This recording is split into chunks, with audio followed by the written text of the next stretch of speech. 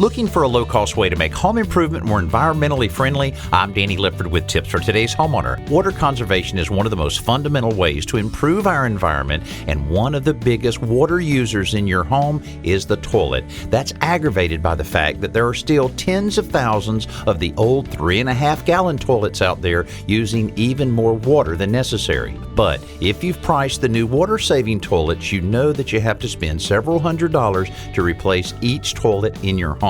The solution may be a simple conversion kit. It replaces the inner workings and handle of an existing toilet and converts it to a dual flush unit. These kits cost about $30 each, so converting the whole house is more feasible, and the whole process usually takes less than 15 minutes, and you can do it all yourself. I'm Danny Lipford with tips for today's homeowner.